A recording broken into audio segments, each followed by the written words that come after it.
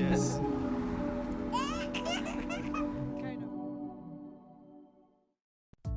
Why are there two Carolinas? There are two states in the United States called the Carolinas. According to the 2020 census, both North Carolina and South Carolina have a combined population of over 15 million. North Carolina is the 9th most populous state in the country, while South Carolina is the 23rd. They're surrounded by Virginia, Tennessee, Georgia, and the ocean. Today's video explores why there are two states of Carolina. In an answer to that, we will look at the brief history of the Carolinas. And as we unravel basic facts about these two states, we encourage you to stay tuned to this channel and watch until the end. Brief history of the Carolinas. Ponce de Leon declared the territory of Carolina a Spanish colony in 1512. The Spanish never settled there after this declaration. The French settlers who arrived in 1562 were chased away by the indigenous people. During the French brief stay there, Carolina was referred to King Charles IX of France. There was an open rebellion from the natives and incidences of smallpox that prevented Sir Robert Heath from colonizing the area.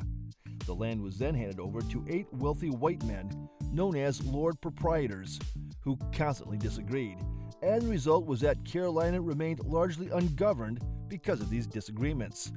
In 1710, the proprietors appointed a governor for North Carolina rather than for Carolinas. In 1712, there was a split, and North Carolina became a distinct colony. Subsequently, in 1729, North Carolina was made a royal colony. The birth of North and South Carolina. In 1712, North and South Carolina became distinct colonies. Following the peaceful division, each colony independently managed its affairs without relying on the other. The fertile lowlands and several harbors contributed to the prosperity of the South.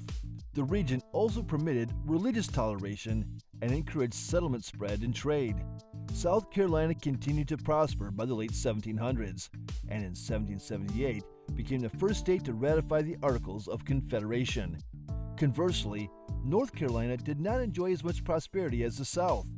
Most of the settlers in the North established tobacco farms, which were based on slave labor and dedicated to the tobacco farms. North Carolina began voting for independence from the British colony in 1776, while the South adopted a constitution.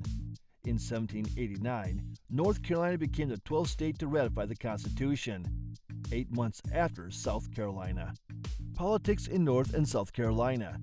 During the later part of the 20th century, South Carolina was a stronghold of the solid Democratic South, with almost no Republican officeholders, and the state frequently elected politicians who were outspoken supporters of racial segregation. Although North Carolina is predominantly Democratic, it also has a significant Republican minority. In the 1928 presidential election, the state elected several Republican congressmen, governors, and senators. It appears that North Carolina was widely recognized as one of the more progressive southern states regarding the issue of segregation and civil rights. Despite North Carolina being a pivotal state in presidential elections since the early 21st century, and South Carolina consistently supporting Republican presidential candidates, they are technically the two states with the most similar political landscapes in the United States. The statistician compared the states along a range of 19 variables. In a nutshell, it is significant to mention that the culture of the Carolinas is a distinct subset of larger Southern culture. Though the two states were once under one region, several differences in settlement patterns, political development, and economic growth makes them distinct. Did you enjoy this video? And would you like to share your insights?